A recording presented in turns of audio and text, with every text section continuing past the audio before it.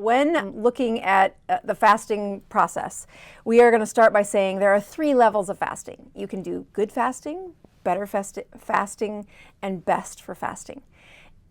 When we look at many of the teaching processes that I use in not just the ketogenic diet, but in practice, in my life, in my husband's, my kids' life, looking at a goal for the next year to keep up on my YouTube comments, I can't delegate that. So this is something that's got to be put in my schedule. It's got to be put in my life, and I have to have a clear mind when I do it.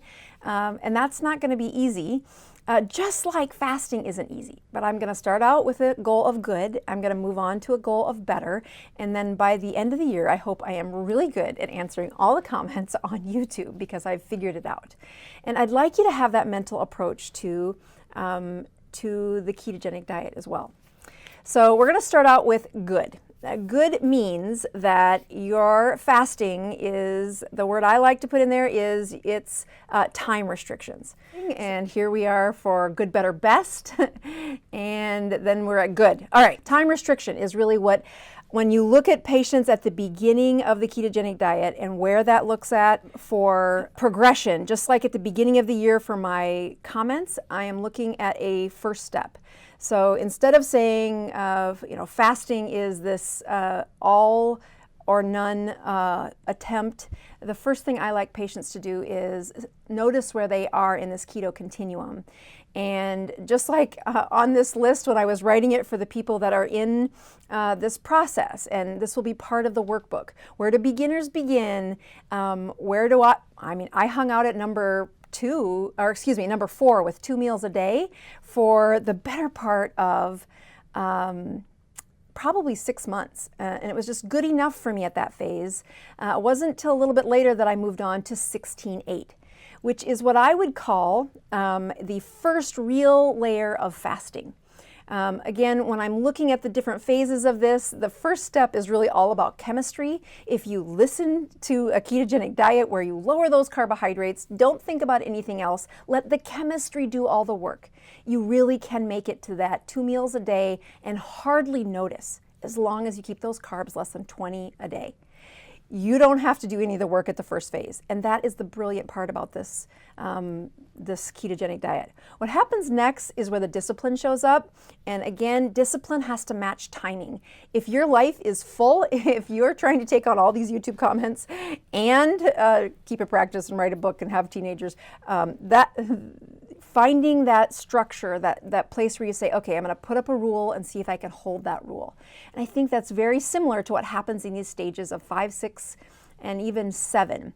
When you look at the final column of psychology, that really is the phase where you don't have a big discipline's part of it, but you really fight your own psychology when you get into these more advanced phases of the ketogenic diet.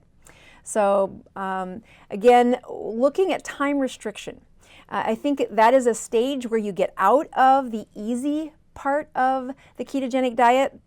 You get out of the chemistry phase, and you've moved it into time restriction.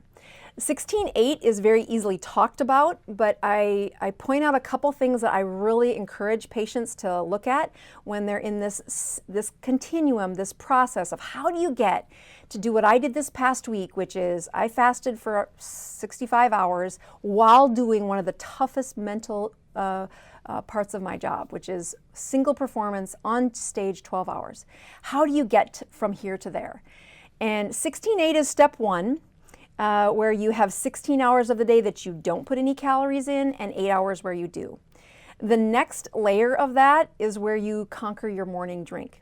Now, some people march ahead to 23-1 or even a 36-hour fast, but what I like you to point out is, where do you spend most of your days? Where are most of the times that you spend on your ketogenic journey?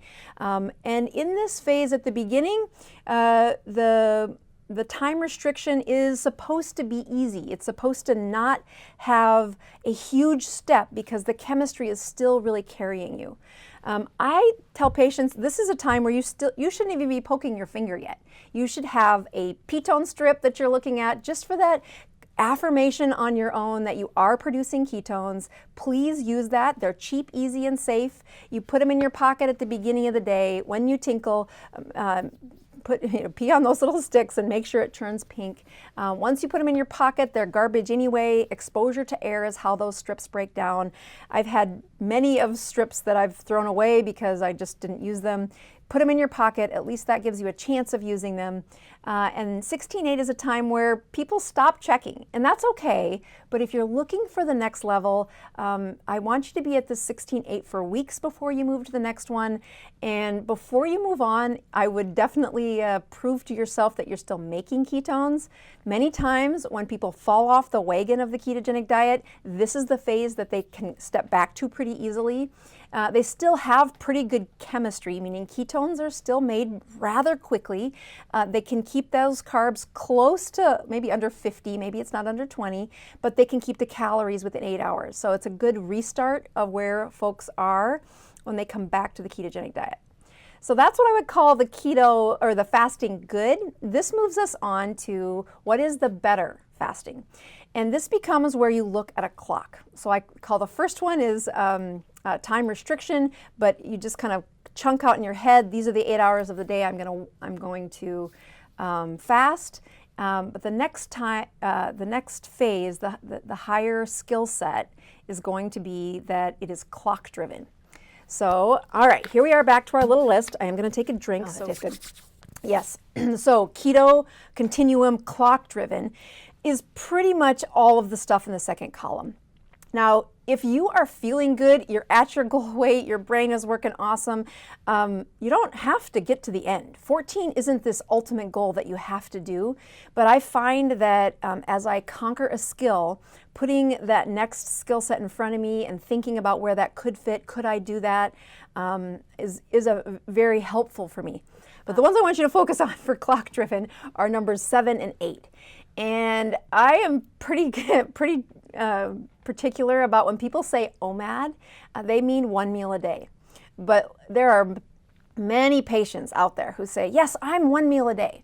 And then if you listen carefully to what they're actually telling you, they do put their calories in 1 meal, but they also have a lot of calories in their first drink of the day. They also put some snacks, just a handful, and it's a ketogenic food that went in at 7:30 at night. So they find these exceptions to their rules that definitely screw up the metabolism that we're trying to reach for when you're fasting. I'm going to go through some numbers here in a minute. The last of a clock driven is when we don't just say OMAD. I specifically outline what I really mean, which is, and I go through this much better in the book, 23 hours where there are no calories. That if you're going to put cream in your coffee, then that's the 1 hour a day that you're putting calories into the body. And if you're not going to put cream in your coffee, then you don't have to count that as your hour. But when you do eat, the goal isn't to snack for an hour. It is to eat and get satiated, to feel full.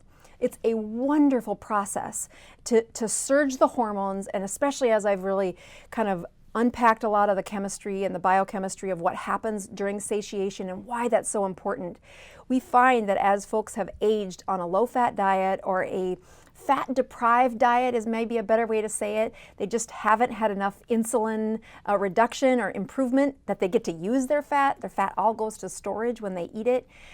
So having that insulin improved over time allows the surge of those hormones to rise where your brain feels comfortable, it feels full. And you should be able to reach that and hold that for a 24-hour process.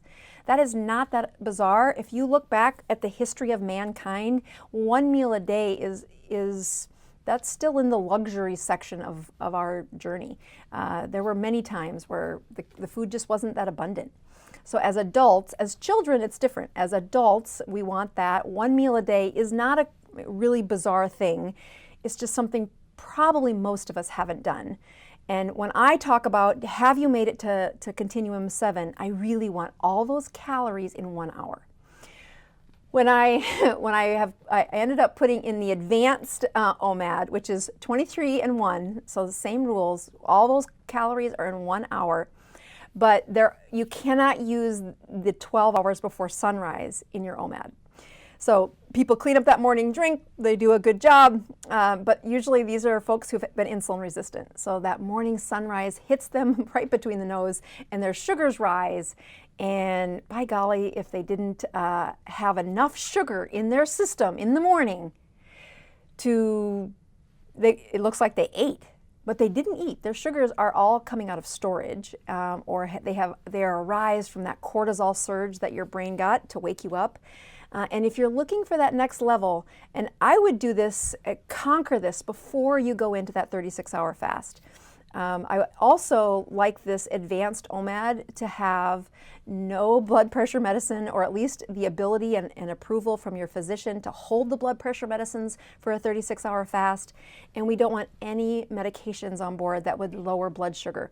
As you move into the fasting phase, I have had people with a head injury, near and dear to my heart. Don't get a head injury because you passed out trying to reach for one of the higher numbers on the continuum before you were metabolically ready or before your prescriptions were addressed by your physician. All right, keeping in mind this is advanced. This is not for the young at heart. And in the advanced section is where we do say you gotta graduate. I know I talked to one of my favorite people. In fact, he is one of the focuses of the next book is his story. And I asked him, if he checked his ketones recently and something had happened to his meter and he hasn't been checking ketones for a while. And I'm like, no, you have to check your ketones. And I got him a ketone meter and said, you need to check these because when you're in this advanced section, it doesn't, you're not going to die if you don't check them. But it is so powerful where people get stuck and what you cannot see, especially in these advanced sections of this keto continuum. So using a meter, I like this one. There are other good ones out there, but today is 10 below, and I know my strips got cold, but I was really thankful when I did get blood to come out of my finger that it worked. And that stability of strips is really important if you're from South Dakota or if you're from a place where it gets really warm. So I like that one, but there are other good ones out there. The reason you're doing this is you are going to calculate your Dr. Boz ratio, otherwise known as the glucose ketone index. If you're not from America or you don't use the goofy metrics that we use here in America, the glucose ketone index is the same thing as Dr. Boz. We're just using different metrics to get there simpler, easier. I measure Dr. Boz because that's what my mom measures, and that's my biggest support. I'm supporting her. Please leave a review on Amazon if you've bought any of our products. It really supports this channel. Thank you very much. Also, if you haven't read my favorite teaching tool, it's the book that I wrote, Any Way You Can. Which I think the next one just shows yes in Spanish and in Chinese. Please subscribe to my channel and don't forget to click the notification bell so you don't miss out on any new videos. Stay tuned.